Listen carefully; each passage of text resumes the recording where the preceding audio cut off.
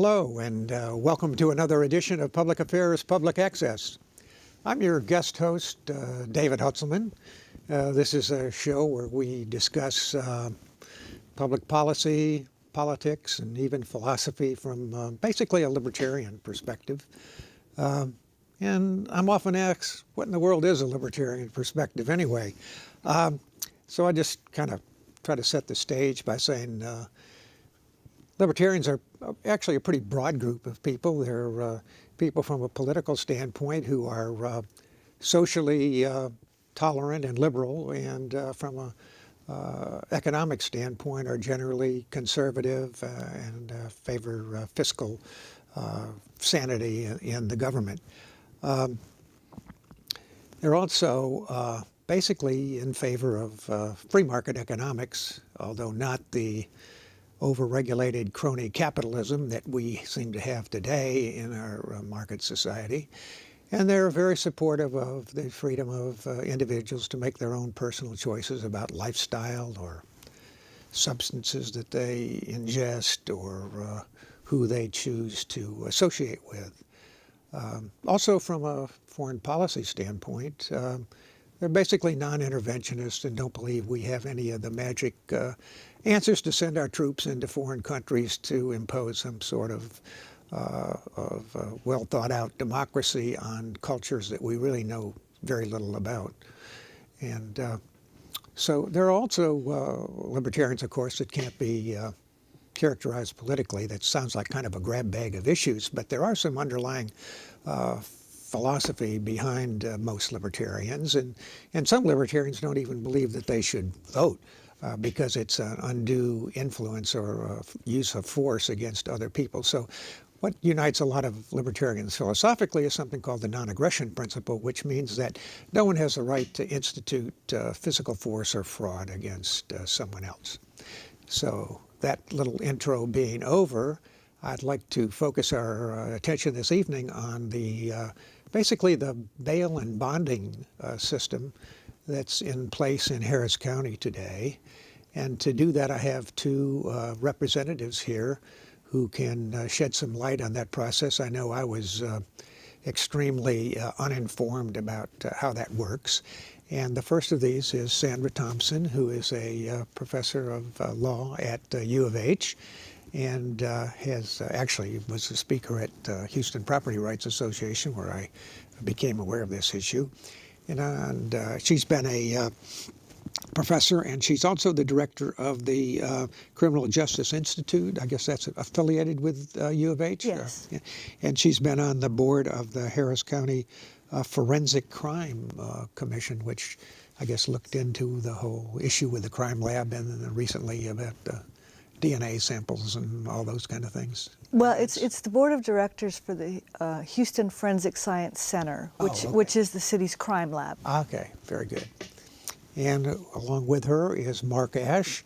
Mark is a criminal justice attorney in Houston. He's been practicing for 22 years.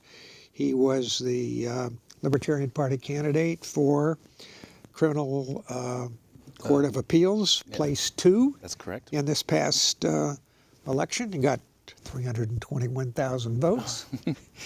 Unfortunately, he didn't win, but we all appreciate the work that Mark has done to bring some libertarian perspectives to the legal profession. So, that being the case, I'd like to start our program by asking Sandra, who is familiar with some of the cases that have come up that I would say have a lot of emotional appeal in terms of what's wrong with the bail for money, bail bond system, and she can tell us about those, and hopefully that will keep you, the listener and viewer, interested in what we have to say about how to reform it. Sandra. Well, so the bail is designed to determine the conditions under which a judge can safely release a person when they get arrested. So when a person gets arrested, the question is, what should the judge do? And the whole idea of bail is to release people when it's safe to do that. And really the two considerations are, will this person come back to court? And secondly, do they present any sort of danger to the community? And you know, my view of this is that we get it wrong in many ways. For example, and this is a case that I think we all know, the case of Sandra Bland. Now, she's probably someone who was likely to return to court. From everything we know about her, you know, she's likely to come to court. She didn't present any sort of danger to the community. She's what I would call a low-risk individual. But she was poor. And what happened in her case was the judge set a $5,000 bond. For what offense was that? I think she was probably charged with assaulting a police officer or something like that. But we all saw the video. It wasn't for the turning light?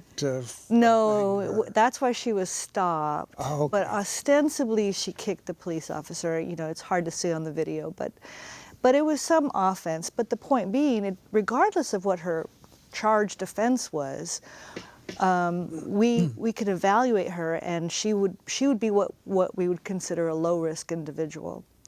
But a $5,000 bond was set. The way it normally works then, if people don't have that kind of money, which she didn't, they can then go to a bondsman and pay about a 10% rate, so $500. For a $500 fee to the bondsman, she could have gotten out of jail. But poor people like her don't have that money. So they sit in jail because they don't have $500 fee to give to a bondsman to get their release. Mm-hmm. So you end up in a system where a lot of low-risk people end up sitting in jail because they're just too poor. On the other end of the spectrum, you have people like Robert Durst, who was a multimillionaire charged with murders, right? And in his case, the judge set something like $1 million bond, or maybe more than that. And he's famously quoted saying, you know, you put that kind of bail on me, you know, bye-bye $250,000, I'm out. I'm not coming back. And there was another guy in Houston, I believe the name was Thomas, and he was arrested in 2014 in Houston by HPD because he murdered his girlfriend in front of her children. And using a bond schedule, as they normally do, the district attorneys entered into the system a $50,000 bond, because that's what the judges have predetermined as the appropriate amount for murder. So again, 10%, his family came up with the 10%, $5,000. Within 6 hours, he was out of the jail, before he could even be assessed with regard to his dangerousness. Within 2 weeks, this guy had already killed his aunt, shooting her in the head, and critically injuring his cousin by shooting her in the head as well. So in terms of keeping the community safe, money also does a very poor job. So we're keeping a lot of low-risk people sitting in the jails where they, you know, commit suicide. While they're in jail, they lose their jobs. They may lose their kids. Their families are in complete disarray. They lose their apartments. And on the other end, people who are dangerous, if they have the money, they can get out. So that's the problem. All right. Well, hopefully that's motivated our listeners to pay attention to what we might do about reforming that situation. Mark, do you want to add anything to the process by which people get bonds, and how do they? This idea, there's some magistrates or something involved sometimes? There's a bond schedule that Harris County uses, and that is the initial bond that's set. And as Sandra pointed out, it's usually a clerk that enters that amount pursuant to the bond schedule. And then approximately 6 to 10 hours later, the arrested person shows up before a magistrate judge. My clients like to call them TV judges because they are shown up in front of a TV screen. It's not in an actual courtroom, it's actually somewhere in the jail. And the magistrate has to determine whether there was probable cause and has to set the bond. A prosecutor can be there and ask that the bond be raised, and According to the schedule, you mean well, higher than the schedule? higher than the schedule. So ask that it be raised higher than the schedule, and Or lower? or well, usually not, or it's referred to a pretrial services. The case would then be referred to pretrial services, and pretrial services then would interview the accused and ask him or her what are their specific personal information, such as where do they live, what relatives do they have, what ties do they have to the community, and try to determine, based on another formula, so to speak, whether this person is or is not a flight risk. And if pretrial services does not approve of a bond, then generally within 2 to 3 days, business days I should add, the person has a court date. And that's when the person gets to speak to a lawyer. And that's a court-appointed lawyer, and that's where I come in. And what I do as a court-appointed lawyer is I interview the accused and try to determine whether that person may be eligible for or would be a good candidate for a pretrial bond. And usually I will ask that the pretrial services bring in their paperwork, and I will ask them why the pretrial bond was denied. That's, of course, if the person wants a bond, because sometimes they do not want a bond. What, you know. is there any basis to, I think I read something that if you're arrested, you won't have access to your wallet or credit card or something, and you can't Well, use that to there is that problem. post a bond? There is that problem, and I think that that again, that's the sheriff's office that needs to improve on that. The person has to give somebody their wallet, which would have their money, their credit card, their debit card. Also, another problem is their phone, and many people do not know their telephone numbers. They don't know their numbers of their friends or relatives or people that they're connected with in the community, and that phone is taken away from them. Now, they are allowed to make phone calls, and using their phone for a short time period. Now, some jailers are very hospitable and have some hospitality and actually give them a piece of paper to write down the numbers. Some jailers are not so nice. Again, that's a sheriff's problem. I hope that now we have a new sheriff that we will try to work on those issues. But back, what were your question? Back about the bonds. The bond is. I mean, can you be trapped in jail because you can't get access to your wallet? You could be. It's possible. Wow. Generally, that doesn't happen because I think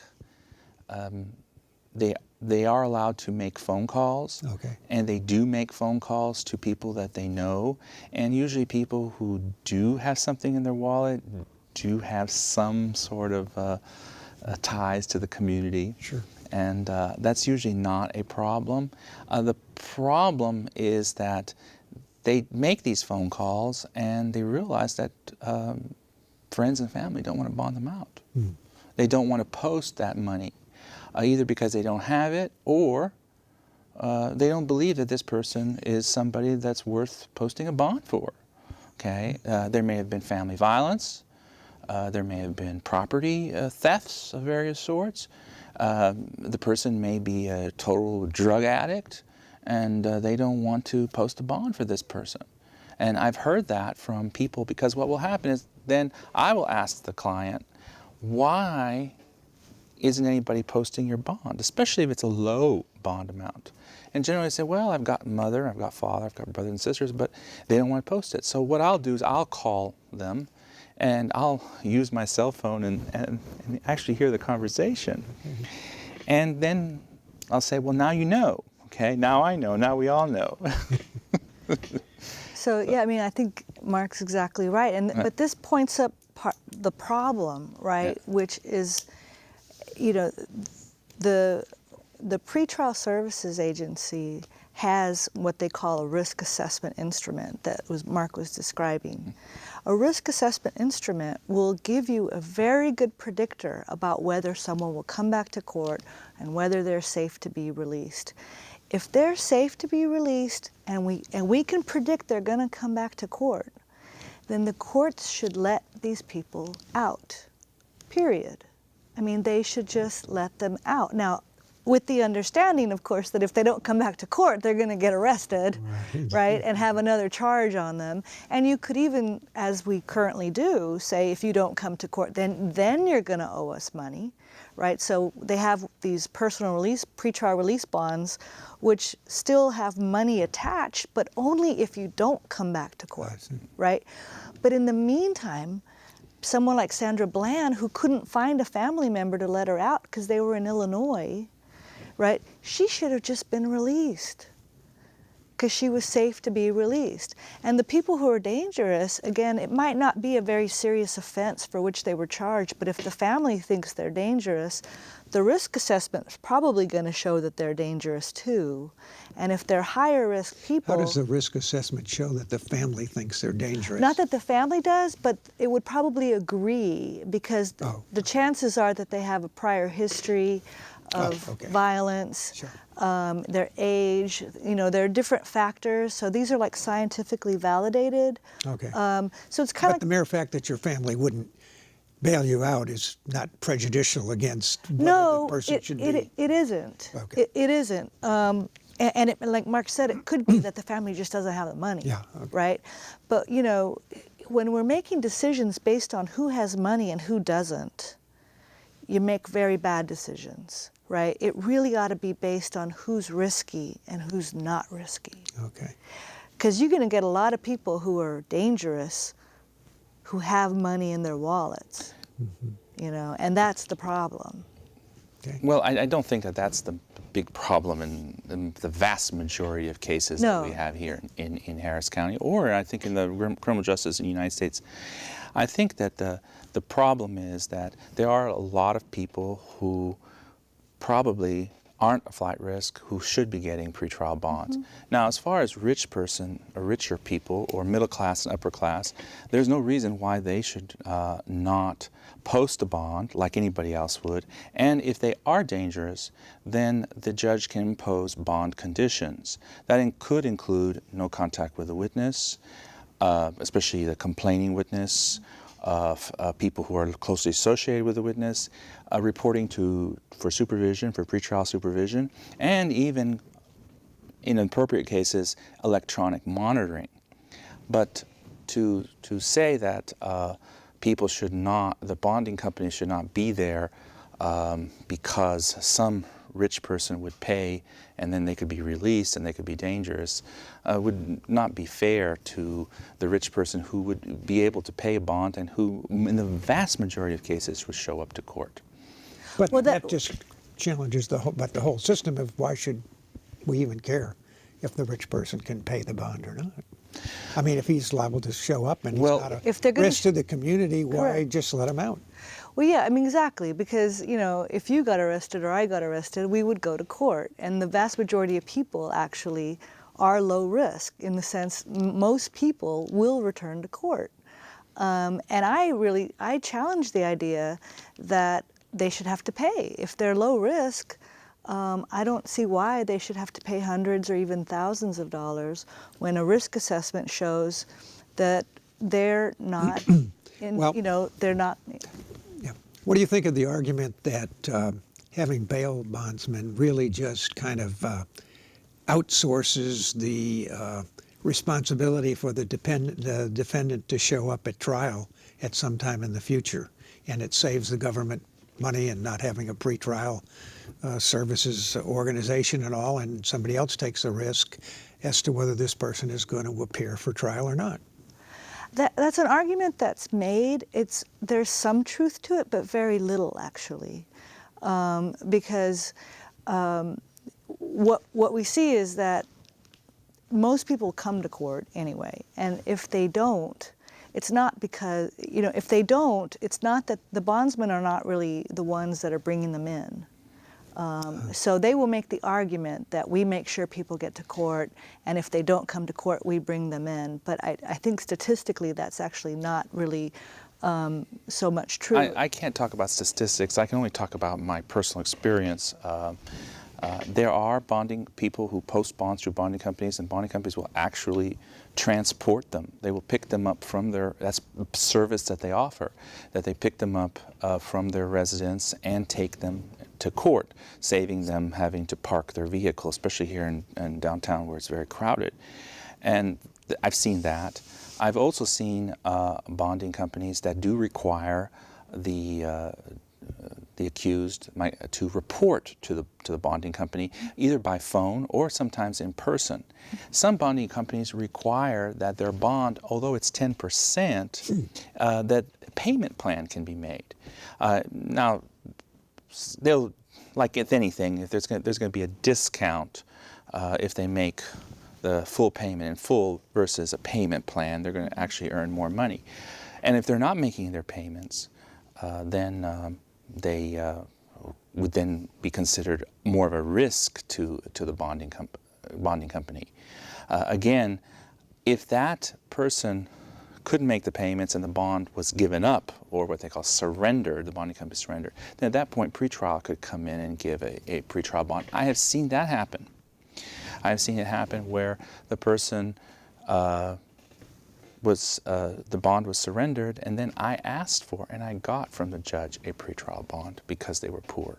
They made bond because some benefactor paid for their bond, and then later on that benefactor didn't want to have anything to do with this person, and then that person got a pretrial bond because they were low risk. Right. Yeah, no, I mean, and I'm not disagreeing with you. I know that they do sometimes assist, but I don't think it is enough of a service given the dysfunctionality overall of the system.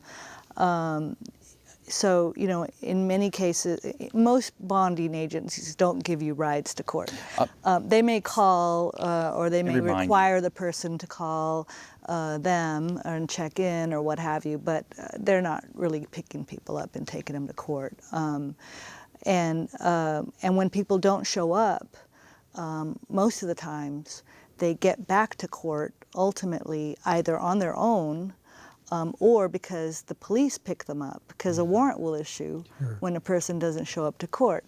And there are not that many instances really where bonding companies are bringing people in. That's more the exception than the rule. And they also owe tens of millions of dollars in forfeited bonds that counties are not collecting. Why is that? Well, I don't know.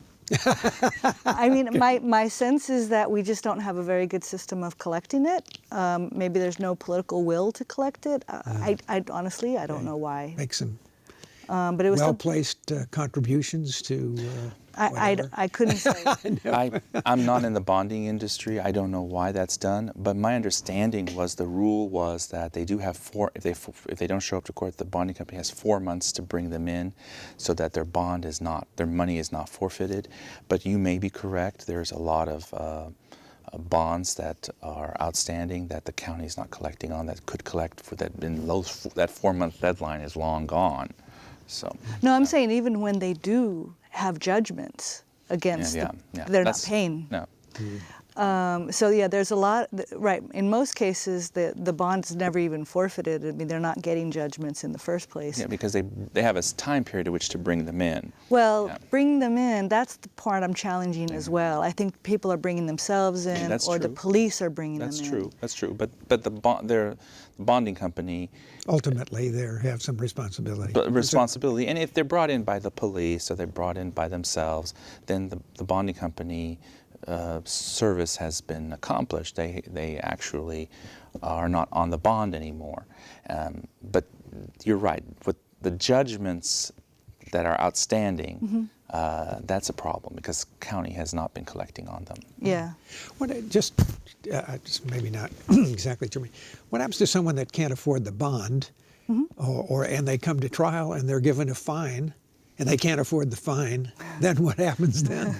Yeah, well, that's another question. I know it's another question, but it's They're just- not usually given fines. They're usually given time served. Yes, and I can address that because if they aren't able to post a bond and they didn't get a pretrial bond, the policy of most of the misdemeanor judges and the felony judges as well is not to have a fine included in their sentence. It makes absolutely no sense. Now, there was an old law that required that the fine be in the judgment. That law has since been repealed by the legislature. But like you said, if it's a misdemeanor, it probably is going to be along the lines of time served. Yeah. But studies have shown that if you have two groups of people, and let's say there are two groups of low-risk individuals, and again, we're talking about risk of not coming to court or presenting a danger. Same kind of people, but one group sits in jail because they don't have money. The other group gets out pre-trial. The group that sits in jail is going to be convicted far more often. They're going to be punished far more severely.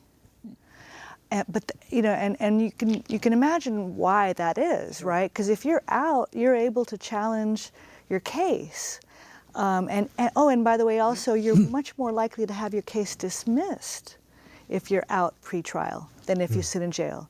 The same people, right? The same type of person, the same types of charges.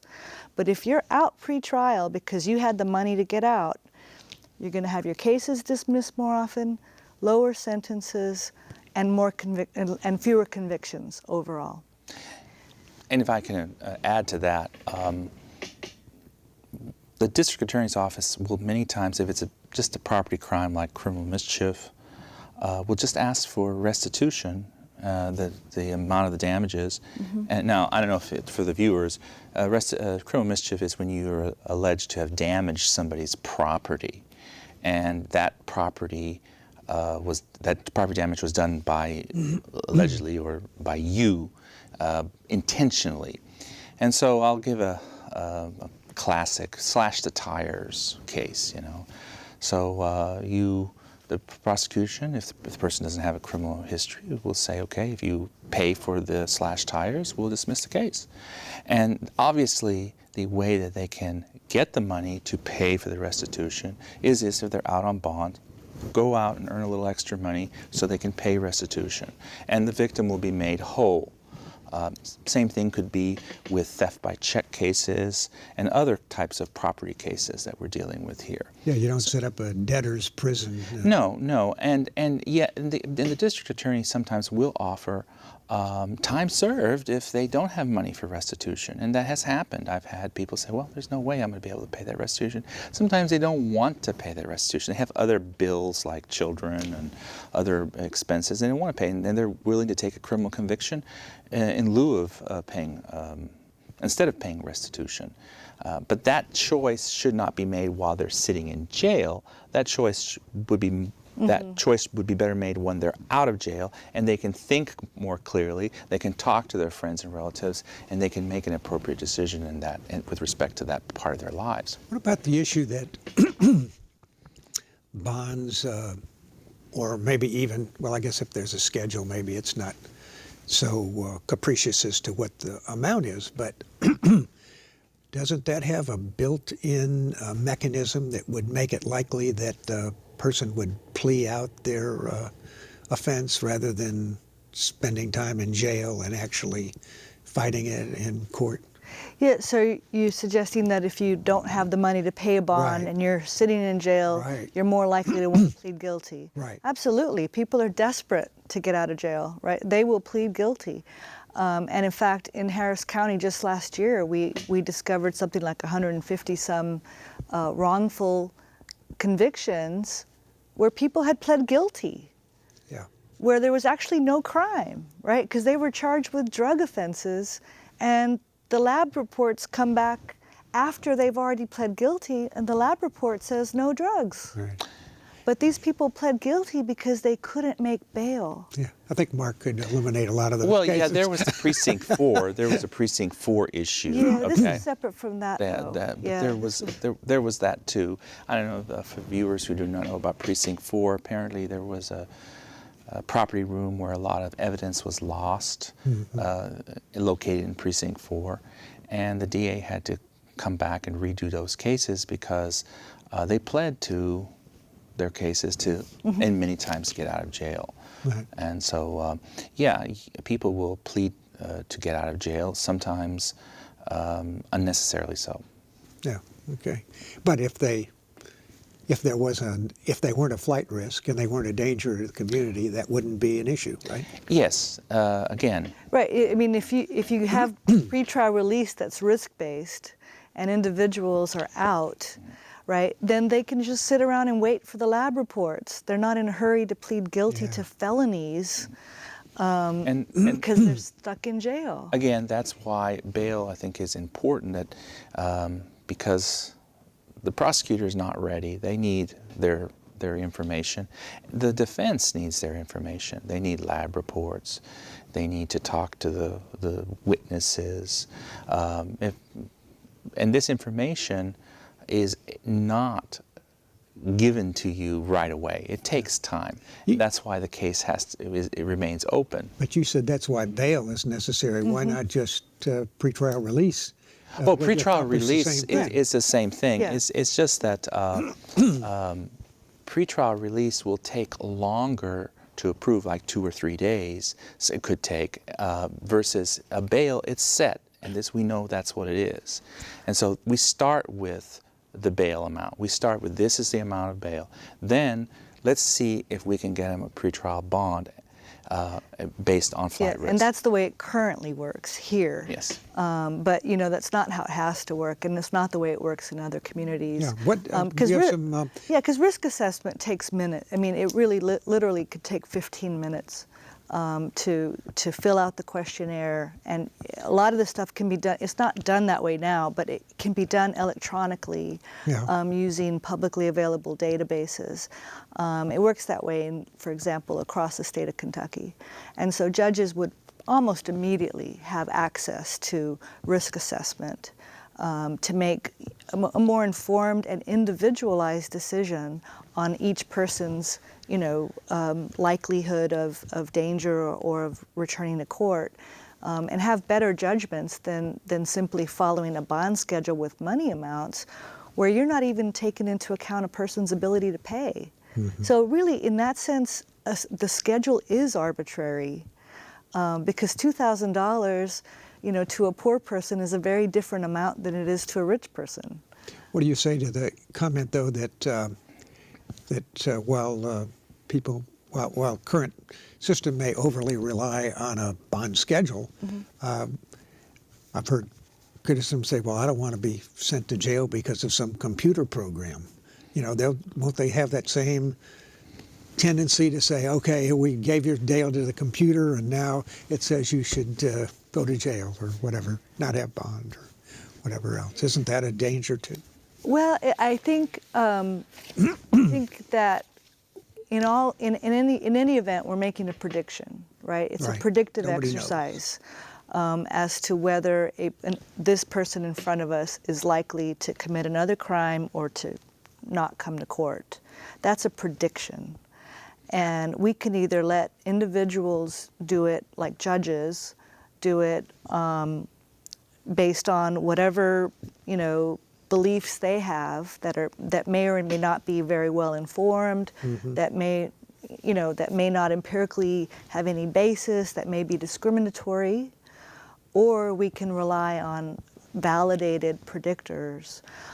So it's sort of the same thing, like, would you want car insurance to be decided based on an agent's assessment, right? Like what they think your likelihood is of, no, we understand that insurance companies use actuarial tables, which is the same kind of thing. Yeah. Right? I'm sure it's not binding on the judge to accept the finding of exactly. whatever And it's not. profile is. That's right. And to bonding companies do risk assessment sometimes. And it's not that bonding companies just give bonds just because somebody pays the money. They do have some criteria that they will not accept bonds for certain kinds of cases from certain kinds of people that they feel that are a risk assessment. And I'll give some examples. In some cases, they won't accept bonds from somebody who's not legally present here in the United States. They won't give bonds to undocumented persons.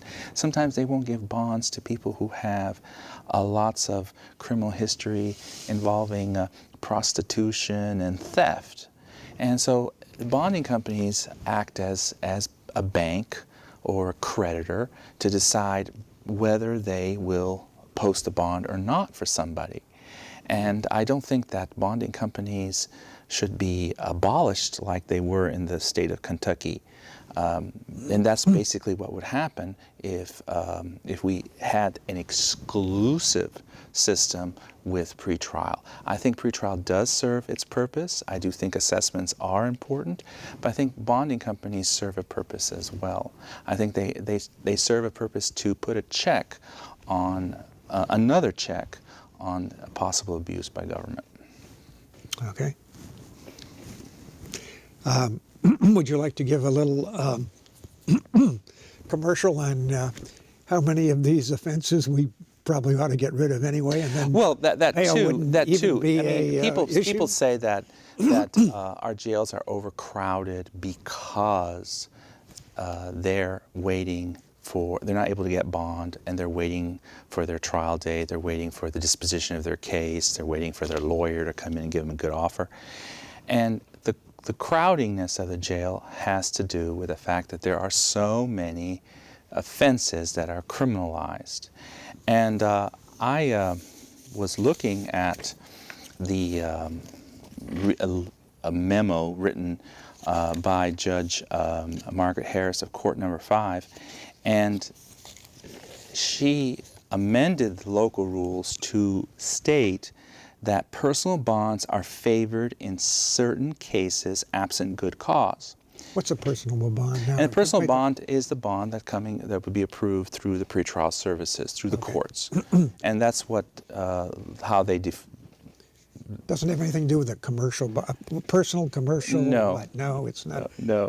Personal bonds is a bond, a free bond that comes from the government, from the county government. Oh. Okay, and I like to say you get a free bond. I just have to say, there is no free bond. Well, all personal bonds have money attached to them. Well, they have and money. there are fees attached. There are They're fees small. attached, but they're not fees that have to be paid up front. In that sense, they're free.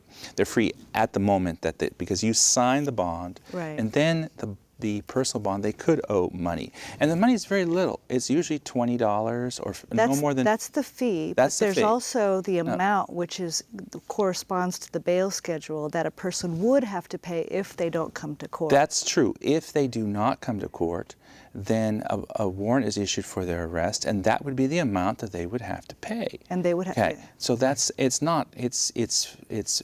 it's a free bond unless, except for maybe the $20, until they don't come to court, or until if their case is disposed.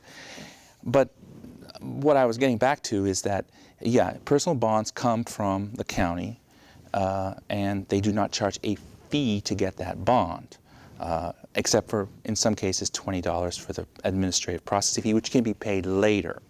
And they're favored in certain kinds of cases. Many of these kinds of cases, I think, cause a lot of our overcrowding in our jails. And they list them here. It's theft by check, driving while license suspended, gambling, illegal dumping, fictitious license plates, prostitution, violations of sexually oriented business rules and regulations, public intoxication, driving without a license, Class B criminal trespass, a retail theft, shoplifting cases, and then, of course, possession of marijuana, possession of weed. And many of these types of cases, from a libertarian perspective, would not clog up the court system, because we would have legal weed, we would have legal prostitution. The regulations regarding sexually oriented business would be a civil case. The regulations regarding gambling would be a civil, and it would be legal. Driving while license suspended, that's a civil case if you're driving, and take away your car, you know. I mean, don't put somebody in jail for driving, take away their car, and they can get the car back after they pay the fine. The only ones I see here that would be left from would be just the retail theft, or theft by check, and even theft by checks are going away with people using debit cards. So I think that the problem with overcrowding jails has nothing to do with the personal bonds not being given. I think it has to do with the cases that are being filed and clogging up the jail. Kind of going back to the root cause rather than trying to... I would only say that I think it has to do with both things. I totally agree with you that doing what you're talking about would relieve a lot of the overcrowding, but you'd still end up with a lot of other people who could safely be released, you know, and who are not being released because they can't afford bond. I mean, I think it's both. You got to do both. And Texas law allows, you know, already allows for what they call cite and release, which HPD has not been willing to do for Class C. They're doing that in Travis County, right? Correct. They are doing it in Travis County, and I think we're moving in that direction here as well. But we're not doing it currently, and I think that, you know, the only thing I would say about cite and release is that I think to put that system into place has to be done very carefully, because when you put a system like that new into the system, individuals, when they're cited by the police, you know, have to understand that this is in lieu of an arrest and how serious it is, and that they have to go to court. Because in Austin, they did have a lot of problem with people not showing up to court. And of course, once you play the Colorado game, all that goes away anyway, right? Well, that's a whole other thing, right? That's a whole other thing. Right, and, right. Yeah, it's really... And a lot of states moving in that direction, too. It's really amazing that, to me, well, I mean, that, you know, in one state you can be an entrepreneur, and in another state you can be in jail. Yeah, So, I know. It's amazing, it's isn't it? kind of, yeah, I don't know, contradiction that you got to kind of figure out how to live with. I don't know what the current, the new administration is likely to do about that. I didn't see any signs that were too favorable. You have somebody, I guess, like Sessions, who is presumably culturally conservative, but he's also a states' rights guy. So, you know, do the states have the right to control this themselves, or is he going to impose some kind of cultural norm on the whole country that we can't take that marijuana off Schedule 1? Well, we are getting a new DA, Kim Ogg, and yeah, she has promised that she would not prosecute weed cases of less than 4 ounces, and I think that's a very important step in the right direction, and I hope she keeps her campaign promise.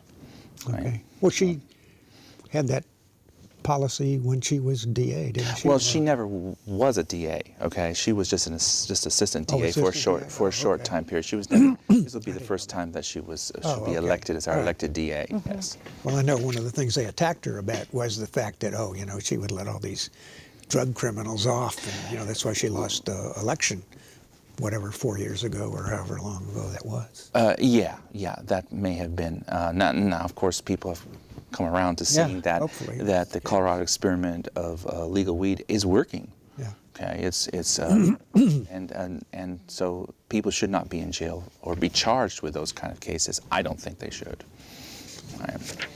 How about driving under the influence of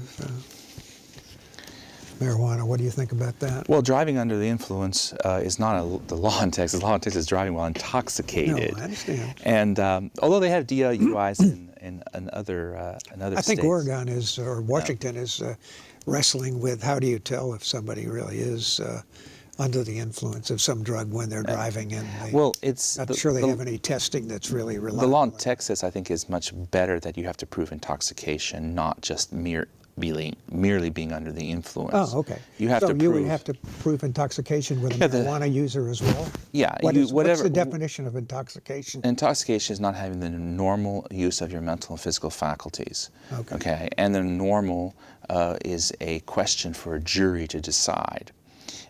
So if the jury believes that the person didn't have the normal use of their mental and physical faculties at the time they were operating a motor vehicle, then they would be considered intoxicated. Now the state uses alcohol level for alcohol tests, but the state does not have a test for marijuana to determine its level, and it's very hard to have that because there's a 30-day time period where it's still in your system before it's taken out of your system. So again, I think that But sobriety tests, right? Field sobriety tests is one way that officers try to show that the person. Now, the person who can always refuse to take a field sobriety test, always refuse to submit to some field Just from sobriety a test. personal standpoint, I have a fairly substantial case of peripheral neuropathy. My balance is very, very poor. If somebody ever stopped me and asked me to walk on a line, I couldn't, I would be weaving around all the time. It's terrible. That's the problem. that's another issue that we deal with. Yeah, whatever. So you haven't heard of any way that they're solving that case of detecting just having to use the impaired operation of a motor vehicle is probably the best we can go with. That's right now. yeah, but they do get a court order for blood tests, and the blood tests are being performed. Can you refuse a blood test? Not if it's pursuant to a warrant. Okay, the search warrant gives the authority for the officer to. Well, I mean, okay, if someone pulled over and they accuse me of smoking marijuana and driving, that means they take me into the police station, give me a blood test? Yeah, they could take a blood from you, pursuant to a warrant. Okay, so they not only have to arrest me, but they have to get a warrant to take. And then the judge signs. Blood. Yes, take your blood. Right. And then the problem has been, and then we get back to bail, is that it takes approximate 4 to 6 week period for these blood tests to come back to show alcohol level and any other drugs that were in the system. And obviously, if this person is in jail, they may plead to not to in driving while intoxicated, while not knowing whether they were or not based on those blood tests, and they could move those blood tests a lot quicker, but the state has been pretty slow about it. The lab has been slow about it, and you might be able to speak more to that as to why it's taking 4 to 6 weeks. It doesn't take that at the Houston lab. Yeah. I'm not. Maybe you mean DPS. I think that they send the blood for the most part to DPS. Yeah, DPS is overloaded because it serves all the small counties that don't have labs, and they just don't have the resources. But the city lab doesn't have that kind of backlog. And the city lab is not doing blood tests for alcohol and drug testing. Right. So that may be something that could, again, help the problem. Well, just maybe for the lawyers that happen to be watching, what is the difference, in your opinion, of the Harris County suit compared to the U.S. v. Edwards and the U.S. v. Salerno, which the Supreme Court decided that pretrial incarceration was not a violation of somebody's constitutional rights?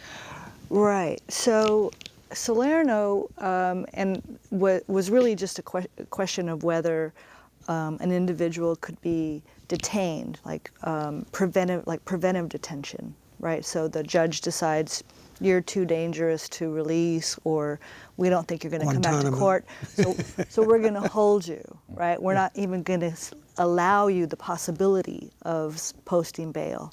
And that was really the question, and the Supreme Court said yes, that was possible, but upon adequate findings, right? So you have a right to have a hearing and to have adequate findings shown. The Harris County case is different, though, because the Harris County case is really sort of a frontal assault on the whole structure of how bail is set with this bail schedule, where, you know, individuals who have money, you know, will have bail set for them, and before they even go to a magistrate, they can already post their bail and get out.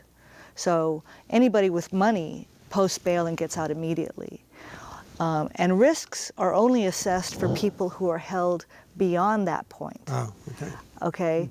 And so if you're poor, money's going to be set without taking into account whether you can pay or not. And then you'll go to a magistrate, and the magistrates, again, are following a bond schedule. I mean, we see that statistically, that they depart from the bond schedule in something like 1% of the cases, right? And they're not taking into account ability to pay. So it isn't until like 2 or 3 days later, as Mark was saying, when you go to court and see an actual judge, that there's any kind of real individualized decision. So poor people are having to spend 2 to 3 business days in jail solely because they're poor. Whereas somebody with money can get out within a few hours. I do want to correct you a little bit. The pretrial people do work nights to find information, and so they are letting people out who aren't flight risks for low-level cases where they can verify the information. But sometimes it takes 2 or 3 days for them to verify the information, and that's when I come in and as a defense lawyer, and not only do I work with pretrial to find out what is the holdup, but I also give them their options, as you pointed out earlier, a time served, or they could get out on probation. But the pretrial does not just put it on hold. They actually do work the cases after the magistrate has made their decision. Well, they're supposed to have that before the magistrate decides. Well, and they do. I mean, they're supposed to, right? I mean, this is what we're told, and the magistrates are supposed to be able to take that into account. So I mean, what you're saying, it's worse than I thought, right? But I hear what you're saying, and I know that they probably don't. And I've watched the videos. You know, there are videos that have been released now. Magistrates don't approve pretrial bonds. You're absolutely correct about it. I've never seen a magistrate approve pretrial bonds. What they do instead is refer it to pretrial, and then pretrial then does their work to evaluate risk assessment. Right. And flight risk assessment, better said. So you're correct that if that is the duty of magistrate to make that evaluation, they're not doing it. If that is. Now, in defense of the magistrate, if I don't work for a magistrate, they may not have enough information to make that risk assessment, and so it's not given to them. And no, of course. I mean, no, it's not an attack on them individually, but on the system, the way it's structured. It just has this effect. Well, you have some familiarity then with what's happened in Kentucky? If I were an ex-bail bondsman in Kentucky, what might I bring to the table and say, look, I told you this was going to happen if we did this situation? What's the downside to doing away with the money bonds?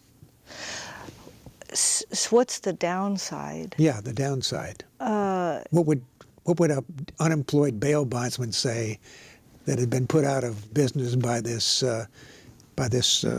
ruling, and he'd say, you know, well, I was doing something. I don't have anything against bondsmen. No, I understand. I really I'm just saying that I mean, he would I have... agree with Mark. They're just small business people, and a lot of them do a really good job, you know, within the system. Okay, well, forget about the structured. bondsman particularly, but what's the downside of implementing that system?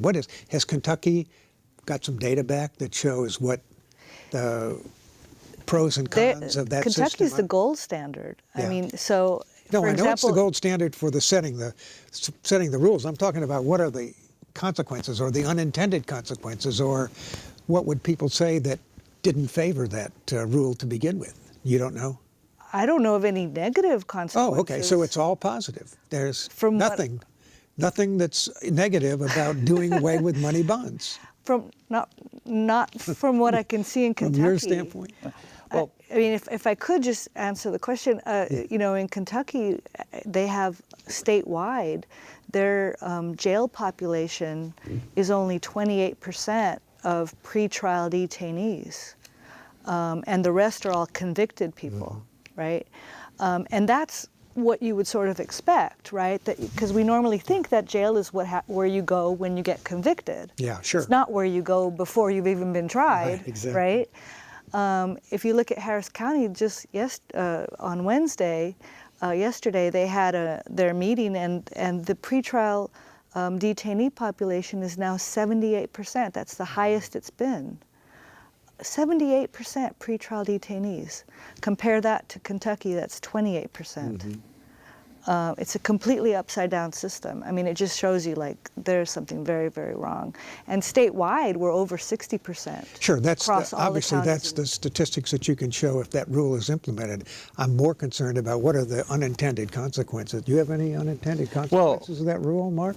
Well, I'm going to read here from the Kentucky courts. In 1976, Kentucky abolished the commercial bail and established a unified court system.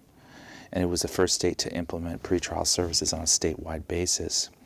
And pursuant to Kentucky statutes, this is a legislature that is speaking, it's unlawful under Kentucky law to bail bondsmen to engage in business by furnishing bonds or funds or property to serve as bail or make bonds or enter into undertakings as a surety.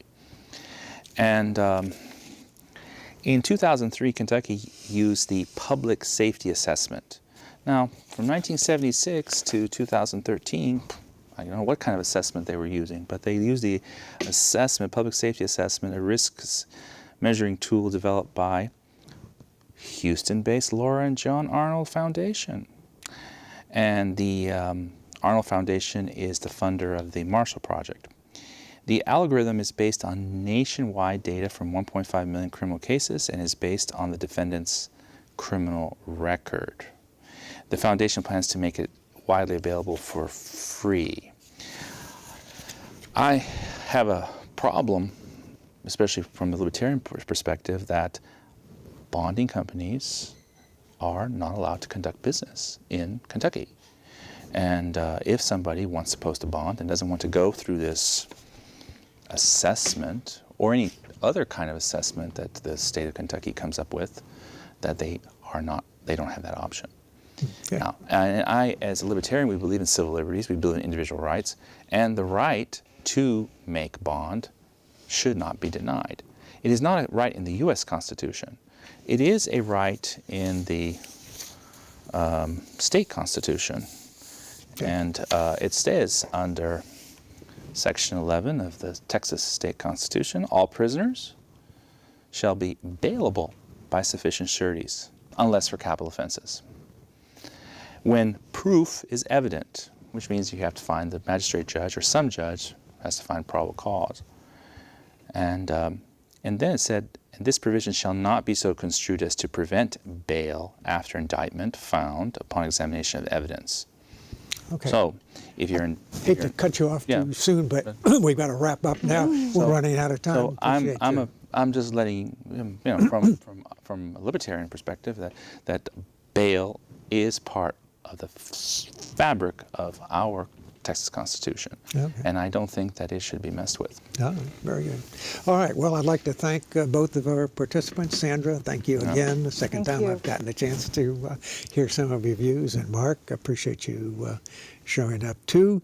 It certainly seems like there's a number of emotional issues associated with this that we can both agree on that from a bail standpoint does result in some injustices and ought to be ameliorated in some way or another, if not outright disavowed or something. So anyway, hope our listeners will learn something about the bail system. I certainly have on both occasions that I've been able to sit in on one, and we look forward to having you tune in again on the next Public Affairs Public Access.